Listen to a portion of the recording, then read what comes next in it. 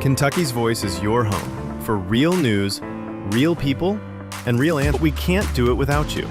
Your financial support helps us bring truth to the forefront, hold leaders accountable, and give a voice to the people of the Commonwealth. Join the fight today. Give online at kyvoice.org or text KYVoice to 53555. Every gift makes a difference. Stand with us. Speak up. Stay strong. You are Kentucky's voice.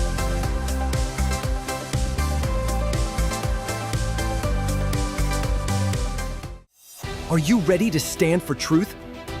Kentucky is at a crossroads, and we need voices that won't back down. This is your moment to rise, speak up, and be part of a movement that's changing the narrative in the Commonwealth. Kentucky's Voice is calling on bold citizen journalists, fearless editors, and those unafraid to speak truth in the public square. Volunteer, intern, contribute. Scan the QR code or visit kyvoice.org to join the fight. This is more than media. This is your moment. You are Kentucky's voice.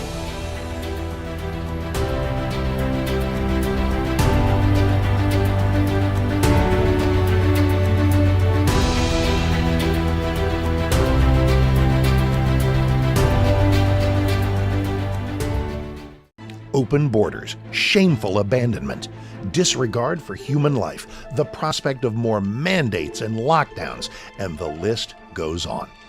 Now more than ever, we need to stick together. Voting alone is not enough. We must use our dollars to support like-minded companies that fight for our rights and beliefs. Patriot Mobile is America's only Christian conservative wireless provider who shares your values. Last year, we gave more than $500,000 to conservative causes. With your support, we'll give more than $1.5 million this year. It's time to band together and support companies that truly love America and fight for our freedoms. Will you join us?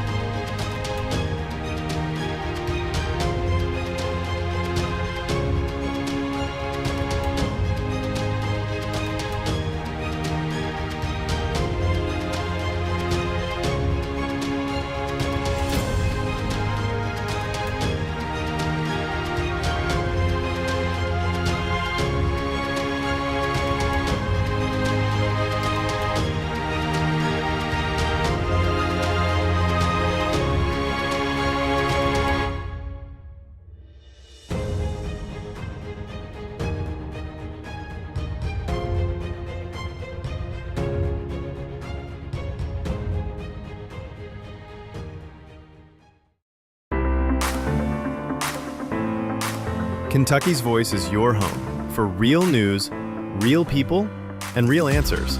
But we can't do it without you. Your financial support helps us bring truth to the forefront, hold leaders accountable, and give a voice to the people of the Commonwealth. Join the fight today. Give online at kyvoice.org or text KYVoice to 53555. Every gift makes a difference. Stand with us. Speak up. Stay strong. You are Kentucky's voice.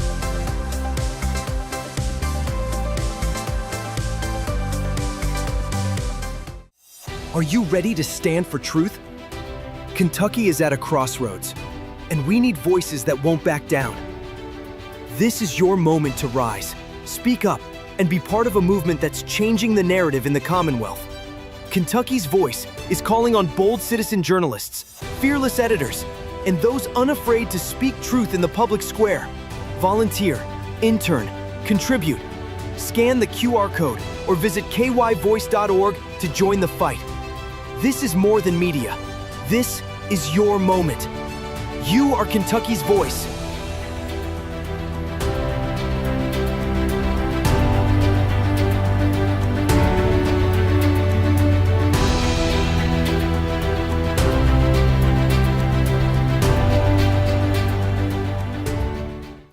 Open borders, shameful abandonment, disregard for human life, the prospect of more mandates and lockdowns, and the list goes on. Now more than ever, we need to stick together. Voting alone is not enough. We must use our dollars to support like-minded companies that fight for our rights and beliefs.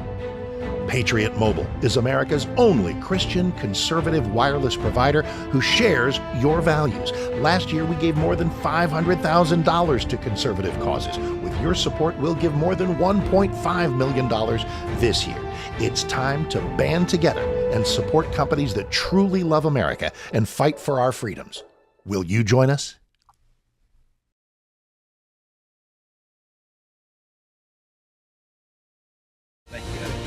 This is Kentucky's Voice Radio, covering the latest state and local issues with Tom Fallbush, Bob Scott, and Jim Waters.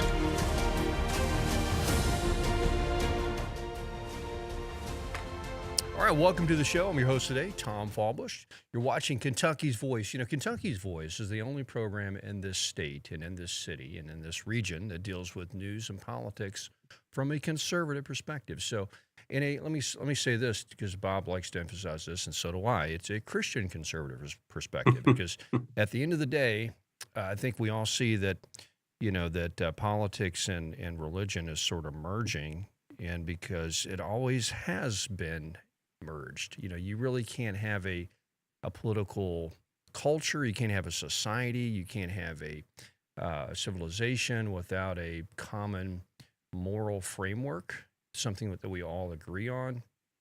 And historically in America and in the West, it's been Christianity or Judeo-Christianity, because Judaism is basically part of Christianity in a lot of ways. So, and, well, whatever, we can get into the theological side of that, but Judeo-Christianity is the way we look at it. So, because every law has a moral basis behind it, right? I mean, so every law has a belief system behind it. So the whole idea that you can separate politics and religion is kind of really, it's bunk.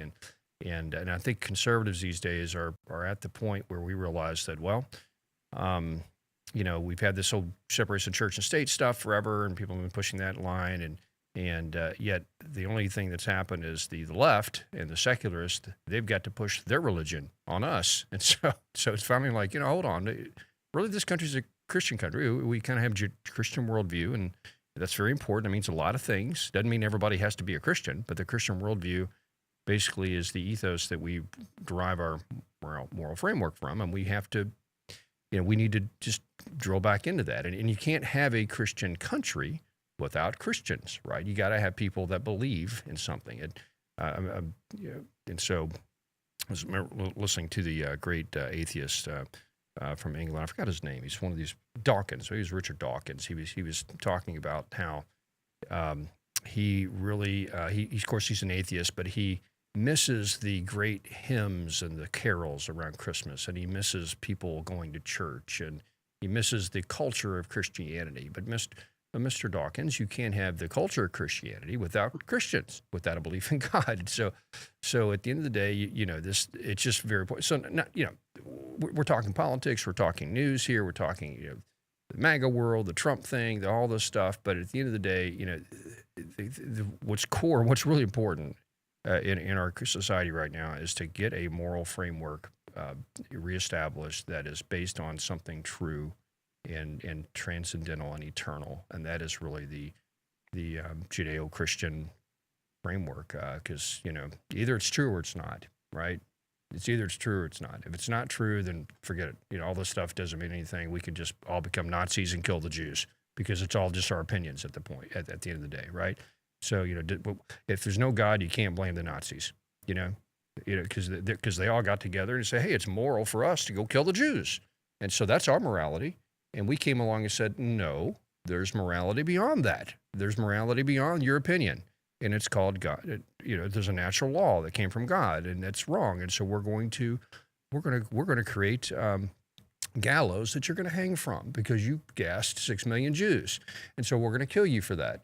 And we were morally righteous in doing that. And so without that Judeo-Christian worldview, you don't have that. So anyway, that's my little monologue for today. We're bringing Bob Scott. We got about a minute left. Bob, you want to comment on that before we go on another? No, I think it's pretty much right on the money, Tom, that we are living it. They've tried to, for many years, separate religion from politics, or Christianity from politics. And no, I'm sorry, that's not the way our country was initially founded and set up.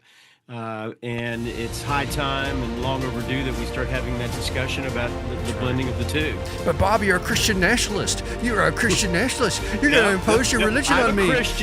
I'm a Christian who also happens to be a nationalist. That's right. There we go. Which means simply, I love my country. That's right. That's right. Now, tell you what we're going to talk about the rest of the show. We're going to talk about the far left and where we are culturally and how violent they are and how we need to prepare for possibly some more violence. And so what we're talking about, a lot of things. Kentucky's Voice. We'll be back.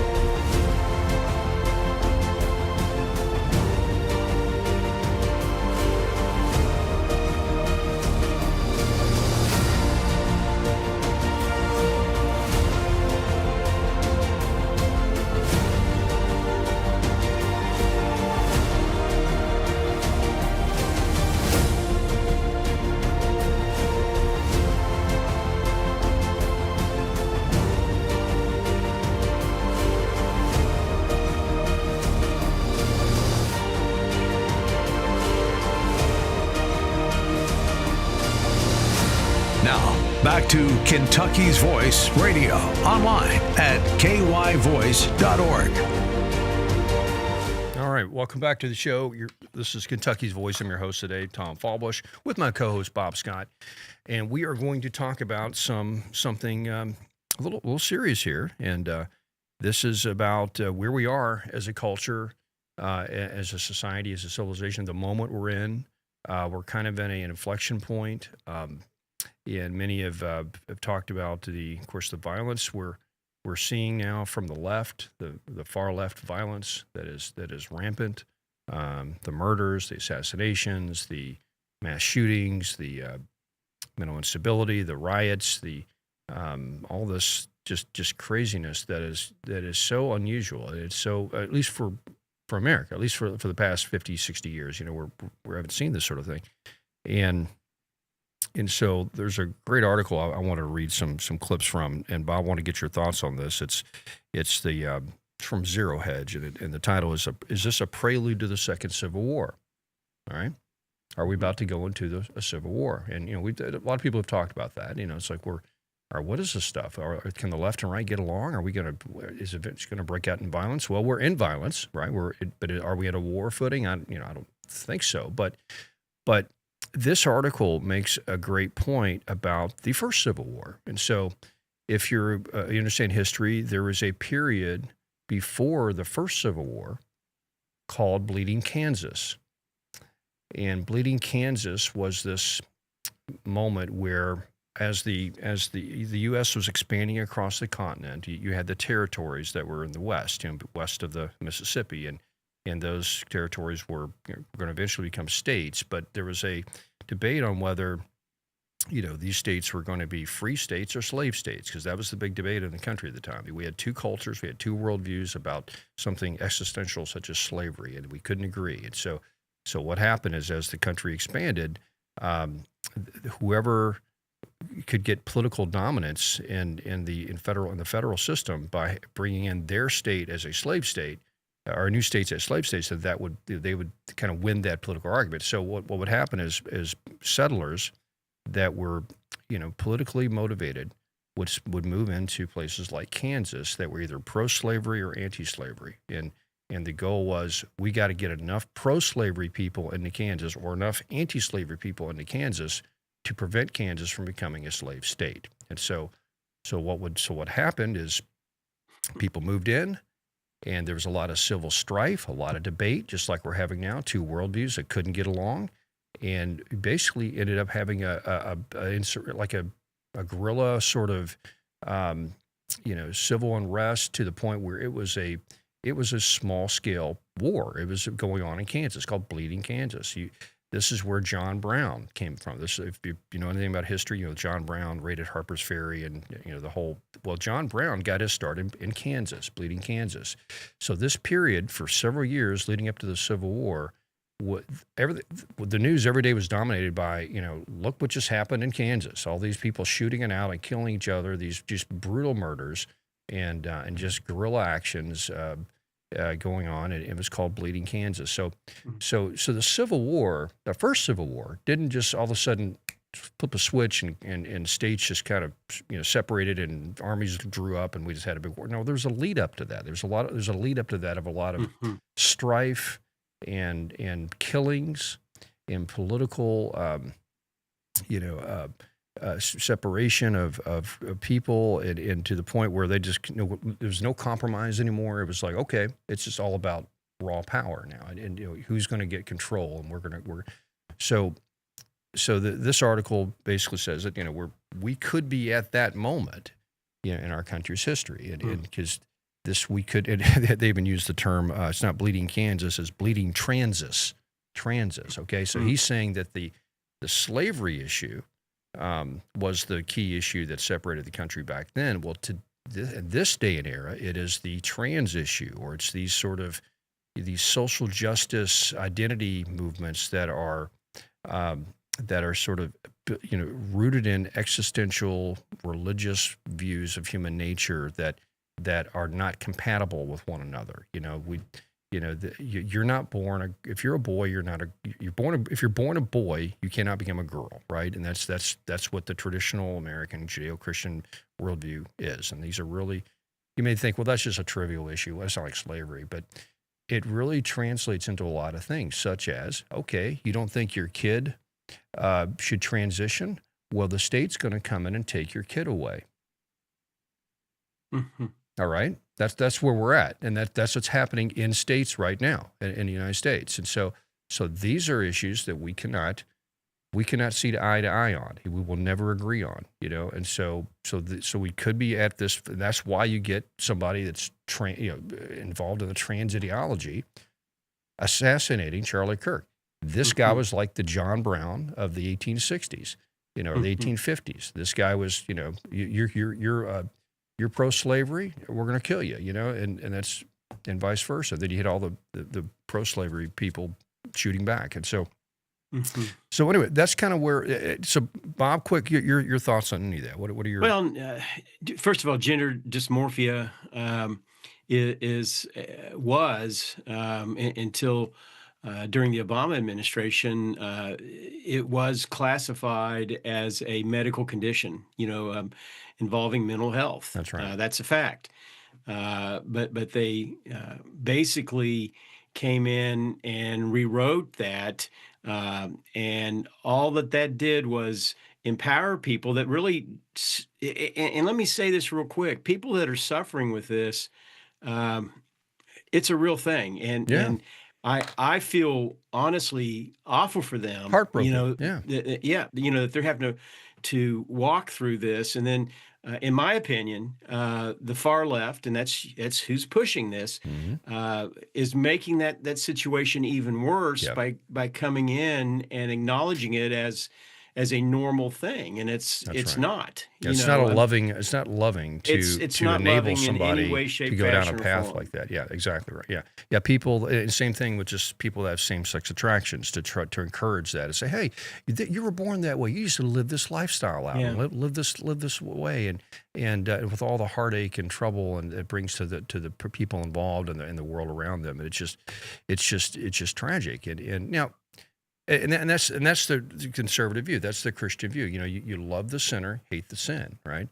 And listen, it's not just the Christian view. I mean, it's a common sense view, and yes, it is Christian in the sense that God created them. What does the Word of God say? Male and female. He created them. He created us. And as you said, and scientifically, any scientist that's honest, is going to say, there's basically two genders, male and female, and you can't magically change any of that. And again, all that this ideology has done is thrown fuel on a fire, and made it. And I'll say this: I do know, because I've talked to them. There are Democrats that don't buy into the transgender, you know, Yeah. garbage at all. Right. You know? They'll try to draw that line right there. That, you know, I'm pro LGB, but I'm not T. You know, Yeah. which Right. you know, why it's an arbitrary line, because at the end of the day, once you believe in the L, B, and G, that is the T. Just throw. You know, it's just so. At the end of the day, it's the whole movement. But yeah. So and you touched on it perfectly. You know, it's the ideology that we need to focus on, because that is, because we got to have a heart for people that are going through these issues. We don't hate these people. We're not trying to oppress them, and at the same time, we're trying to love them and help encourage them to heal, you know, in a lot of ways. But or if they want to live that lifestyle, live it quietly, you know, just don't push on everybody else, and don't force us to go along with it and use pronouns and do drag shows in front of our kids. You know, just go live that. You're an adult, go live that way if you want to go live that way. But just don't bring this ideology into the mainstream, where it's enforced down our throat. And so that's the issue we're having now. There's an ideology that is trying to get political power to enforce its worldview on us, and it's turning into a violent moment here in the country. It's Yeah, and that's the big thing right now. I'm sure you've heard about what's going on with Netflix right now. And glad you brought that up. I was going to, we need to cancel Netflix, folks. Everybody cancel. Well, good. Correct. I didn't have it to start with, but absolutely. And it's I've got people a like clip on even Elon Musk are speaking out against it as well, because they have introduced it. No place that this should be in children's programming, especially cartoons and things like that. Well, you brought it up. I'm going to go ahead and play a clip while you're talking about this. So go ahead. Mr. Producer, you go ahead. It's an ideology that they're trying to bring about, and there it is. Here, I'm going to play this real quick. A whole new place. I can just be Barney, and I can choose if and when I tell people. I've never been happier. And that's saying something when I spent today chased by terrifying zombie mascot. Okay, you can see, like, does this look? This is I wouldn't have a whole lot of time. We got 30 seconds left. This is a cartoon that's on Netflix. One of many cartoons that are on Netflix. That are basically pushing transgender ideology to kids. But this is a major deal, and it's a major deal. They're not the only ones doing it. It's other. Right. So what's happening right now on X? Media out there doing. Yeah, what's happening right now is Elon is raising a movement to cancel Netflix, and their stock has dropped dramatically. People are canceling them left and right. I canceled mine last night, so I encourage you to cancel Netflix and make a point. This is the new Bud Light, situation. Cancel Netflix. We'll be right back on Kentucky's Voice. Are you ready to stand for truth?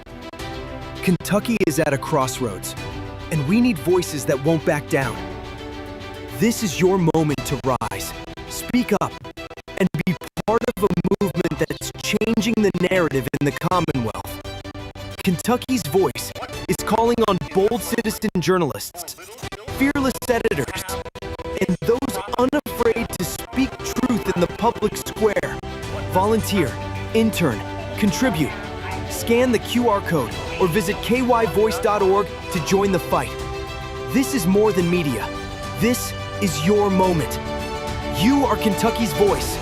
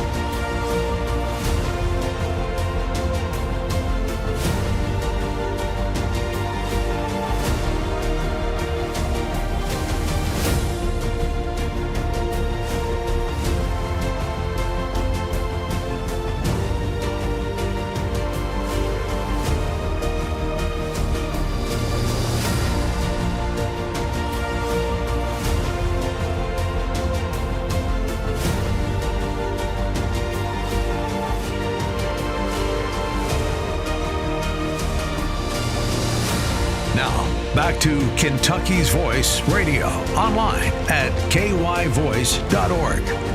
Radicalized propaganda. Can you switch? Yesterday's pronouns are they, them. He or she just doesn't fit who I am. My apologies. Please switch there, please. Now, the plan. There we go. So there we go. That's a clip of a new Transformers video airing on Netflix, and basically Megatron. Is that Megatron? I forget the characters there. Optimus Prime's asking one of these new Transformers what their there we go. I just broke the whole lore of Transformers. I should know that. I'm a Gen Xer. But anyway, so Optimus is asking this Transformer their pronouns, and I apologize, you're calling you the wrong gender. And this is for kids. This is a cartoon that Netflix is playing for kids. No business doing this. No business putting this garbage in front of our kid. This is just propaganda to change the next generation. Because remember, folks, the left, they don't have children, right? They need your children. That's why they take over education. That's why they get into media and try to propagandize. And so the next generation, it's their job to propagandize your kids to believe this crap. So we got to push back. You got to cancel Netflix. And this is happening right now. There's a big movement to cancel Netflix. Their stock is dropping like a rock. Oh, it's tanking. It's not just dropping. It's tanking. It's tanking. Exactly right. And so keep it up. Cancel it, folks. You don't need it anyway. You admit it. You probably watch one Netflix show every year, but you're still paying $15 a month because you did it 15 years ago. Cancel it. You know, there's plenty of other options now. There's YouTube, there's all this other stuff. So just cancel it. But anyway, but Bob's a great point about the Netflix. I want to get back to the bleeding can. Unless you want to make a point real quick, go ahead. Well, and it's not just Netflix. The Super Bowl. The halftime show has been notorious for many years, bringing in, leftist type of entertainment. Yeah. And this year's no exception. It kind of surprised me a little bit because I thought, it's football, and they have a halftime performer that goes by the name of Bad Bunny, and he I think he uses the term something to the effect gender fluid, and definitely dresses a lot in female clothing, that type of thing, and again, it's a not so subtle. I'm not going to say it's subtle. They're shoving it right in our faces. They do not know their audience, right? This is red-blooded American working men. No, what are they hear doing? I hear you. I think it goes deeper than that. I think they do know the audience, and they're trying to influence. They're obviously, you said it a second ago. They're hoping that there's going to be a lot of young eyes on it, and there will be. And that they can continue to. I think Jay-Z is the person that they use to do the quote unquote entertainment, as far as the halftime show is concerned. And it's just, again, another attempt at the left, the extreme left ideology trying to be shoved down our throats. And again, a simple thing is, and I stopped watching the NFL for many years because of this. And I must admit, this year I've watched a few games. I hadn't, and honestly, they've been really pretty good. Haven't seen anything out in left field, but I think, except for the male cheerleaders. Yeah. Well, other than that, I guess if you're a Viking fan, that's not very acceptable. But the bottom line is, until people, I've got my Charlie Kirk Freedom shirt on today, and I'm wearing my Gadsden flag hat. And just, saying that it's time, people, to speak up, and I think, truthfully, pressure needs to be put on the NFL. It's not too late. They can change that show. That's and right. At the very least, if they don't change it, and if they're going to still try to cram it down our throats, just simply turn it off. A lot of people do that anyway. And do something else at halftime. You don't have to watch that garbage and bring that stuff into your house. That's right. It's time to fight back. This is how you fight back. This is how you can engage and fight back. And you need to cancel Netflix. Do it today. And then I did it last night. So when you cancel, there's you can give a reason why. So I put in there and I said, stop transing kids. and that was my reason why. Good I for you. canceled. So Yeah. so make sure you do that. But okay, back to the bleeding Kansas or bleeding Transas, which is where we're at in this country right now. We're in this just what some scholars are saying a pre-Civil War state in this country, because we've now have risen beyond just political disagreement to a civil strife, to where, because the academics study Civil War and how it happens in the country. There's stages of it, and we are at this inflection point where this could go further. This could escalate to a civil war. Yeah, but we are in a sort of a pre-Civil War stage where very similar to the bleeding Kansas, where we have murders and violence and political agitation that is to the point where people can no longer compromise, and it's all about a power struggle of who can dominate the institutions, and now the left, they're doubling down on their violence strategy. Of course, the whole Charlie Kirk thing, when that happened, you saw a lot of people on the left. They celebrated, right? They celebrated, and not everybody on the left. There are some decent people on the left, or of course, they need to move out of the left, but a lot of them are celebrating. And so here are some things that they're doing. Like pull this up, Mr. Producer. The Antifa right here has created no-go zones for federal forces. So this is a clip from a 7 Steps to Stop ICE. Okay, this is what Antifa has put out, and what they're asking people to do: form resistance groups, establish community assemblies, build communication systems, strategize and set a combative example, compel local politicians to break off cooperation with federal authorities. Sound familiar? That sounds like Succession. We're just going to ignore federal power. And so create no-go zones for federal forces. Create no-go zones for. So let me read real quickly what they were just that sub. Okay, if ICE agents hesitate to enter certain areas without backing from police, National Guard, and Marines, that will limit their operations. The more resources they have to commit to every raid, the fewer attacks they will be able to carry out, and more expensive their power grab will be. This is what they're doing. This stuff is escalating, and they're escalating to the point in no way is this organized in any way, shape, fashion, or form. Well, they want it to be decentralized because they've learned the lesson. If there's a leader, they go after. So they claim it's very decentralized, but there are people that are organizing this stuff and writing this stuff here. Well, of course there are. This stuff just doesn't happen out of thin air, folks. I mean, right. It's I think it's the RICO Act that they're trying to. I'm talking about the Trump administration is looking at, where there is a coordinated effort, going on to sow mass destruction. And I think it's a lot bigger than this, Tom. I really personally do. I think this is a global type or globalist type agenda thing that's going on, where they're trying to get people, and specifically in our country, we know the motto of our state is united we stand, divided we fall, and a house divided against itself cannot stand. And I think the bigger picture is that's what they're trying to do, is to weaken and bring down the United States. They would love to see us, fall into a civil war. I personally am not going to fall for that. Right. And I think that we do need to stand strong. And I'm not saying we don't enforce our borders. We enforce the laws of our country. And I think we need to do that very dramatically, as President Trump has done.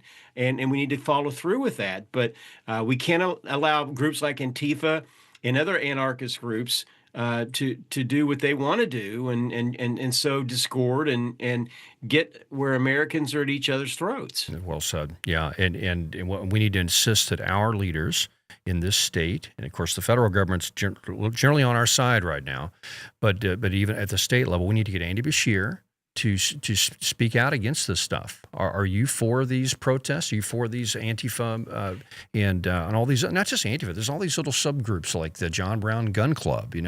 Actually using John Brown. We just mentioned him earlier. John Brown Gun Club. This is a left-wing militant group.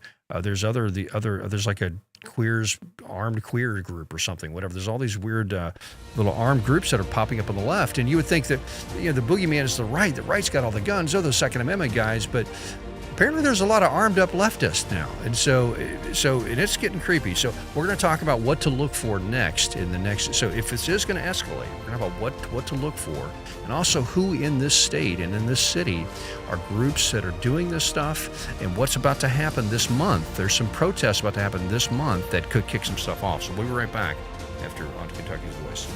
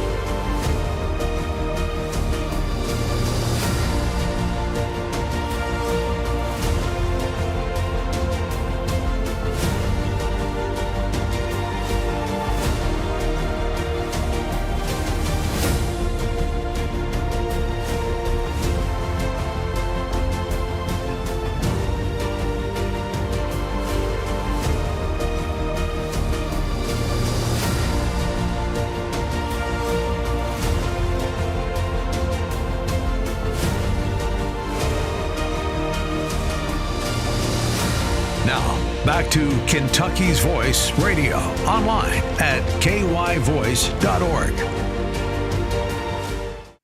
All right, welcome back to Kentucky's Voice. I'm your host, Tom Fallbush. Bob Scott joins me today. We're talking about are we at a prelude to a civil war, right? And now it's pretty heavy, Tom. We're talking civil war. Well, if you're halfway awake, you can see there's some unusual things happening in our body politic right now. We've got some assassinations occurring. We've got mass shootings occurring. We've got, if you lived through the past, social justice decade here of, all the cancellations, cancel culture, all this stuff, people forcing social justice stuff down your throat or lose your job or lose your way of life. We're in a new phase of civil strife that is escalating, and there's only one or two ways this goes. Either one side just becomes dominant, and they gain the political power, and then the culture sort of learns. We all just agree that okay, this is the right way to move forward, and the other side loses, or we continue to escalate until we get to that point. And so, because you can't have these two worldviews, this far left worldview and a traditional Judeo-Christian worldview, they can't live in the same country anymore. I'm sorry, folks. It's just we cannot. It's like you cannot have a country free and slave. We're at that point, and America hits that point every so often. And there's a book written a few years ago. It was very, very prophetic. It was called The Fourth Turning. It talks about how every 80 years America goes through these crises that build up, and we have to kind of relearn the lessons of how to govern and how to country. Yeah. And it's it's very interesting because he starts with the revolution, goes from revolution to the Civil War was 80 years, and then between that period there was this cultural battle that erupted, and it gets settled at the end of that 80-year period. So basically you had revolution, then the abolitionist movement kicks in, and then we had to resolve that with a civil war in the 1860s. Go another 80 years, you get to World War II, and you get to the Great Depression and all the stuff going on there. How we're going to govern, so it's another war that we had to deal with. World War II, Depression to now. All right, what do we have? We had a cultural revolution in the '60s. It's now playing out to where we have two basically diametrically opposed worldviews that can no longer function together in the same society, and you're starting to see people bifurcate geographically. They're now saying, okay, red state or blue state. I'm moving to the red state. I'm going to the blue state, and so you're seeing this sort of moment in our country's history, which is pretty dangerous, pretty unsettling, but it just is what it is. We got to be wide-eyed about it, and so Bob, here's a few things to look for, the signals to look for as far as the next steps. We've already seen a lot of civil strife. We're already in the bleeding transit stage, as the author says here, not bleeding Kansas, but bleeding transit, using trans ideology as a stand-in for slavery. But look for municipal non-cooperation, so a hardening of no-go zones, right? So you're going to see more blue cities, blue states saying, no, we're going to ignore the federal government. We're going to stand up. And of course, you're seeing that now. You're seeing Gavin Newsom say that. You're seeing the potential new mayor of New York saying we're not going to enforce immigration law. We're going to block ICE. We're going to prevent all this stuff. So look for more of that to, it's just proto-Confederate sort of ideas, secessionist ideas. We're going to ignore the federal government. So look for more of that to grow. Look for target selection shifting further towards federal nodes. So people are going to see ICE and marshals and courthouses and federal contractors targeted now. You're going to see doctrinal diffusion, so more militants parroting area command language. And so basically, you're going to see militants use this sort of communist language, of communist guerrilla insurgency language, which they're using. I mean, I could pull up more examples of just their discussion with one another and just their I'll pull this up in a second. There's Reddit is a website that a lot of these leftists use now, and the calls for violence. They're all saying we need to arm up now. We need to fight back. We can't let ICE do this. It's time to get our guns. They're saying this, folks. They really are. And this isn't just a bunch of little nice liberal college kids.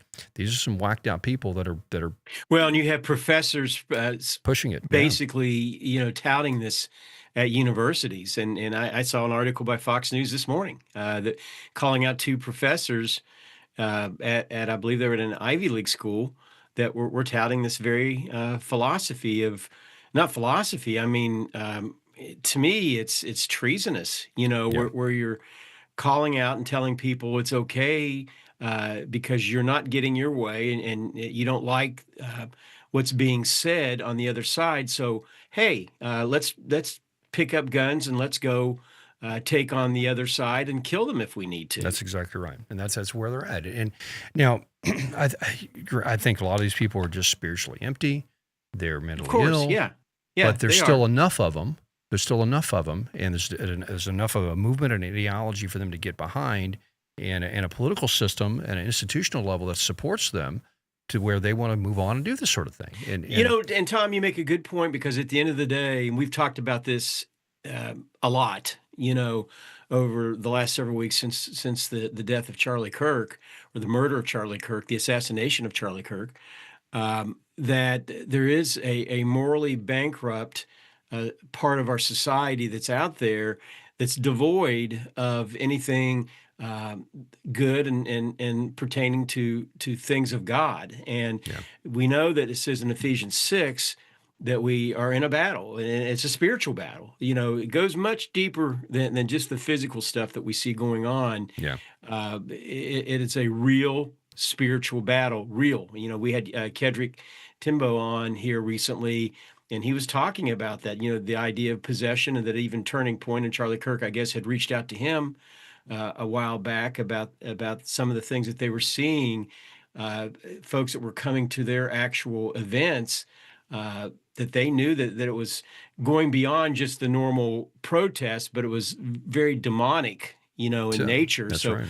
That's the other thing. People like to talk about the fact that the devil's real, and he was a created being. That's right. And he is meant on sowing discord and death.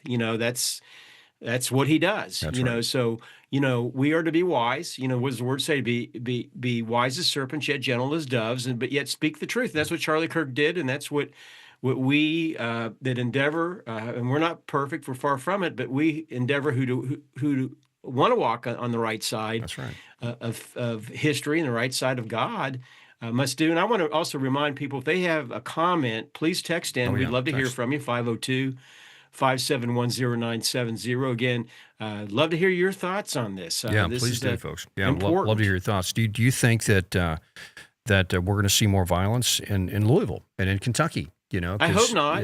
I hope not. Yeah, I pray not. But do I think that's a very real possibility? Yes, I do. But it's not something that I'm hoping, obviously, that will happen. I mean, we don't want it to happen, but again, be wise as serpents, yet gentle as doves. And be prepared for it. And I've got a tweet here from Stephen Miller. I'll pull this up, Mr. Producer. This is the administration's response to this. We are witnessing domestic terrorist sedition against the federal government. The Joint Terrorist Task Force has been dispatched by the Attorney General pursuant to National Security -7. All necessary resources will be utilized. So the Trump administration, the federal government has taken this very seriously, and they're coming down hard. And they've done a great job of shutting some of this stuff down. And so I've got some hope there that we have a strong federal response, and you see them going into cities like L.A. with the ICE riots. They're going into Memphis and Chicago and all these cities that for two reasons. Blue cities. What a coincidence! It's blue cities for the most part. Blue cities, exactly. Or blue cities. Not all though. I mean, they've gone into Memphis and are addressing it's a blue situations. City. It's a blue city. But it's a blue city. But it's just a red state. Two reasons here. They're sending them in for one. It could be all this Antifa violence, anti-ICE violence. So that's one reason to send them in. There's other cities that just have rampant crime that the blue policies are. Blue Democrat mayors have let fester, and so we have some hope there. But this doesn't mean we've solved the problem, because the ideology is still there, and we have to push back, and we have to make sure that these institutions, like the academia, like media, like Netflix, like all of the the Democratic Party, all these leftists, they need to be taught a lesson. I'm sorry, sometimes like when you're raising a kid and a kid keeps wanting to touch the stove, sometimes you let them touch the stove. You kind of go, okay, you want to see how this hurts? This hurts, doesn't it? Yeah. Maybe we need to start locking some people up. We need to go after James Comey.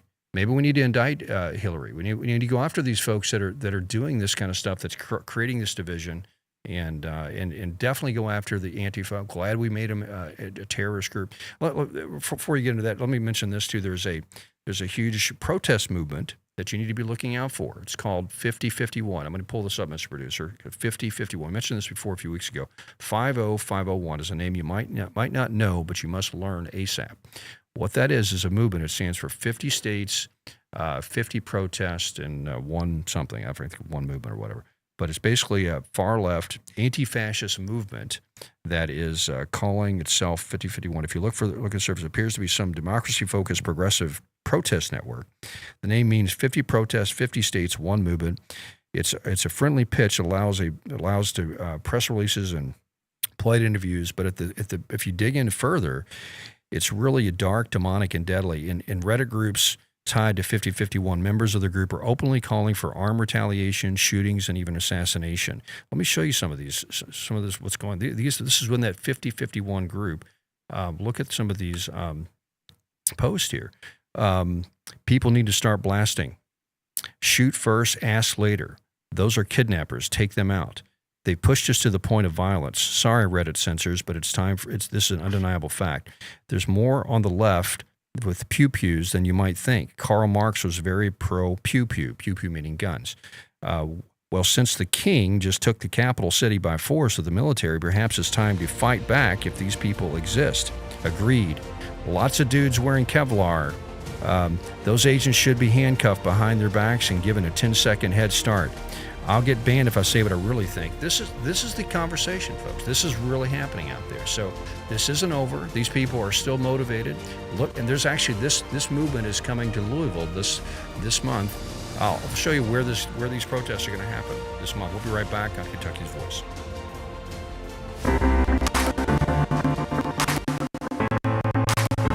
Kentucky's Voice is your home for real news. Okay, answers. But we can't do it without you. Your financial support helps us bring truth to the forefront, hold leaders accountable, and give a voice to the people of the Commonwealth. Join the fight today. Give online at kyvoice.org or text KYVoice to 53555. Every gift makes a difference. Stand with us. Speak up. Stay strong. You are Kentucky's.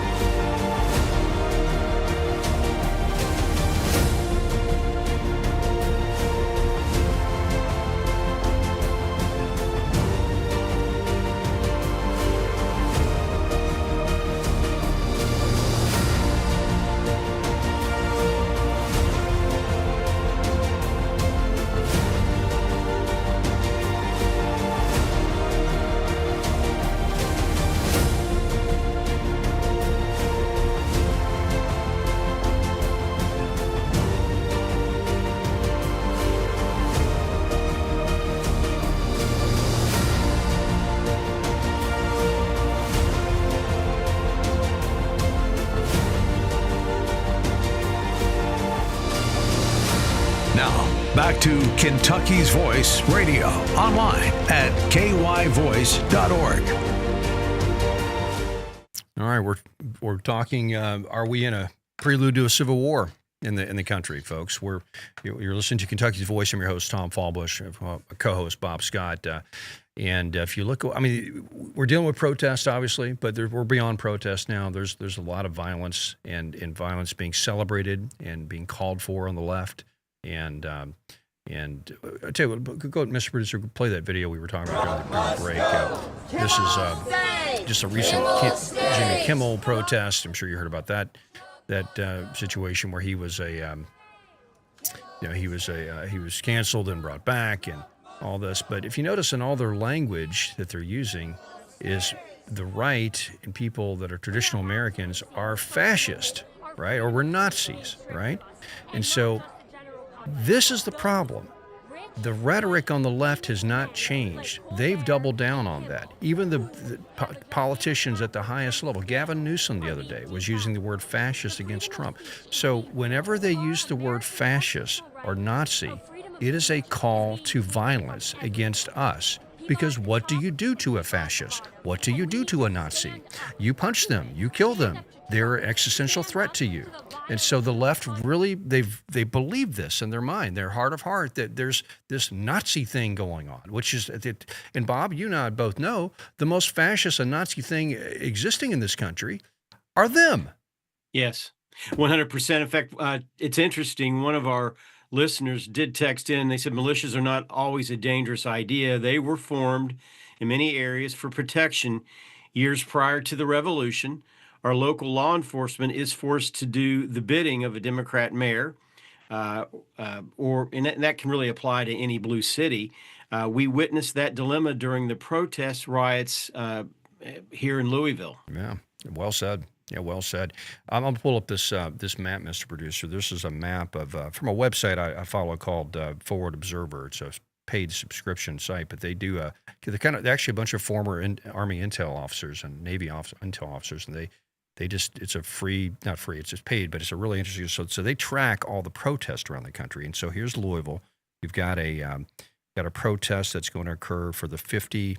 Actually, it's the No Kings protest. Okay, it's October 18th in downtown Louisville. We've got another protest here that's going to happen tomorrow in front of Mitch McConnell's office. It's we got another one over in Jeffersonville on the 18th, part of the No King, Southern Indiana. We've got one over in Crescent Hill, I believe. There's anyway. I'll back this out. You can see this throughout the country.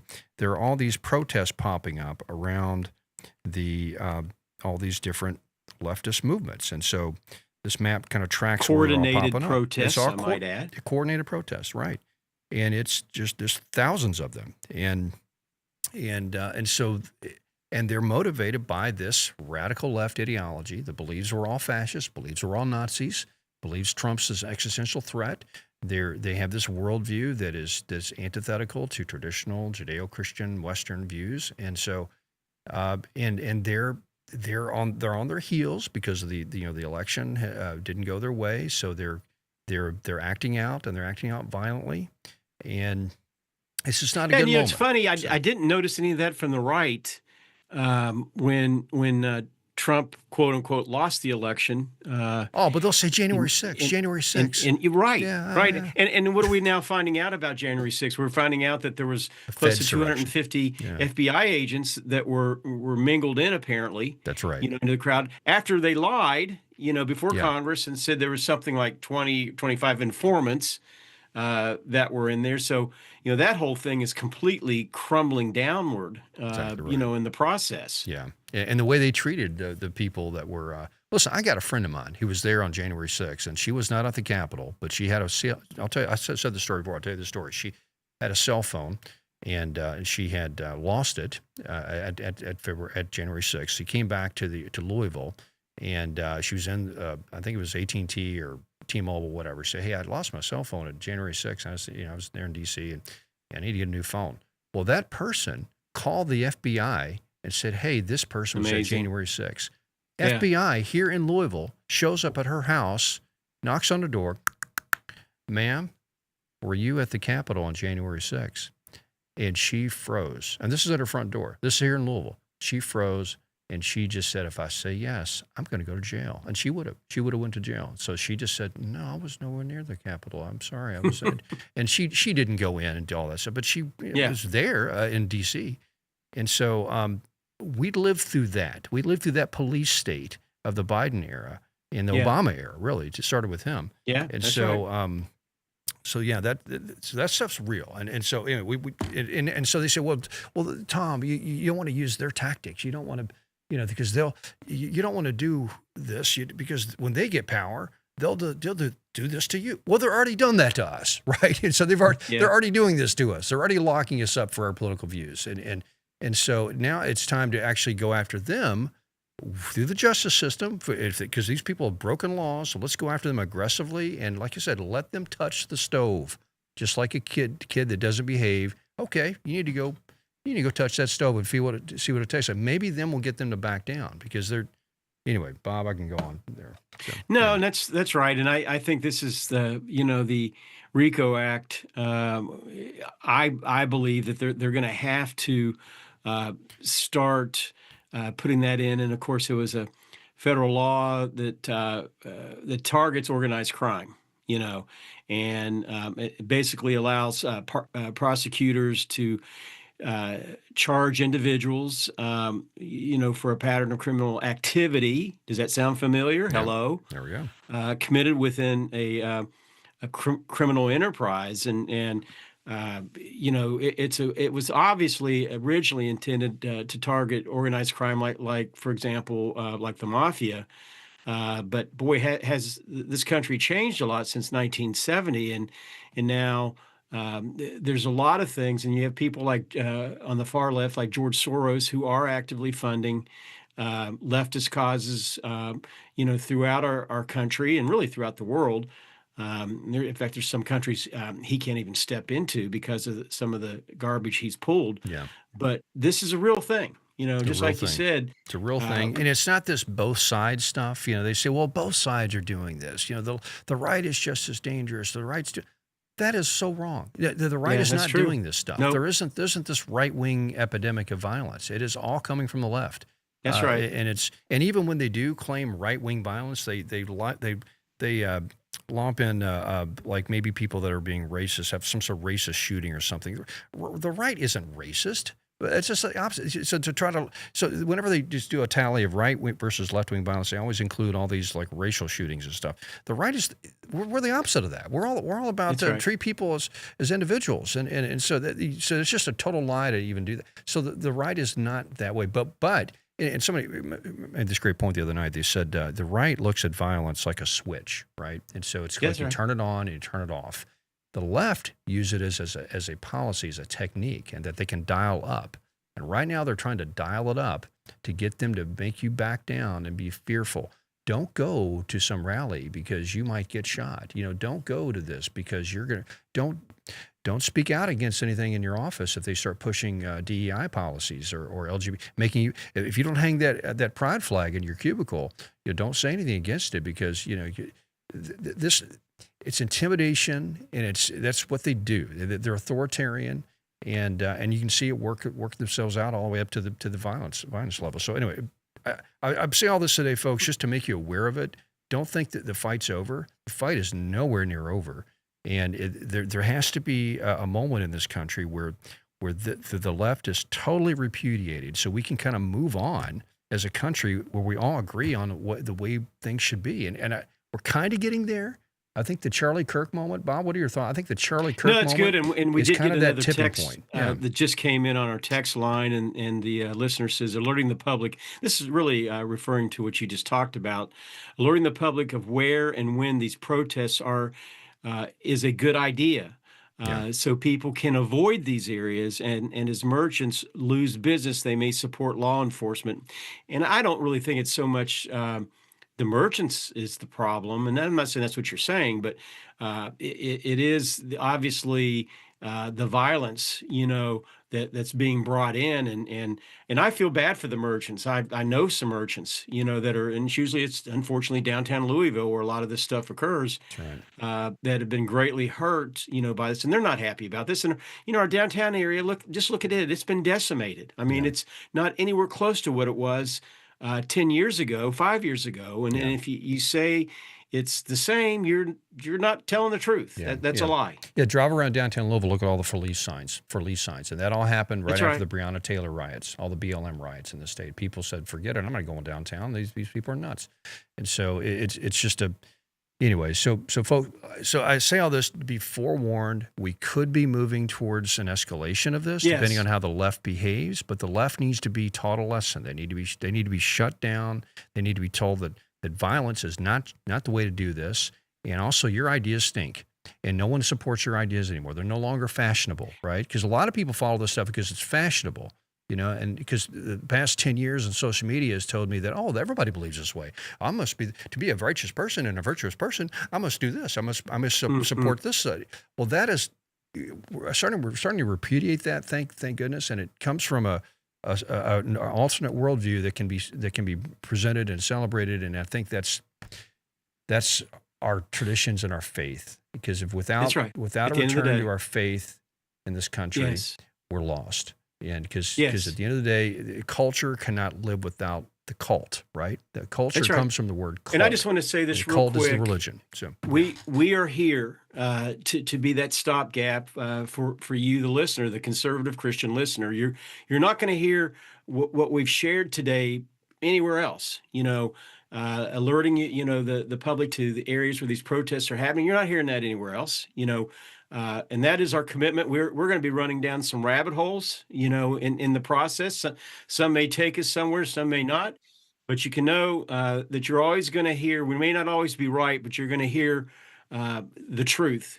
From Tom, myself, and Kentucky's Voice in general. We're excited that we're not going to make too much of an announcement right now, but Tom and I are going to be teaming up starting in November.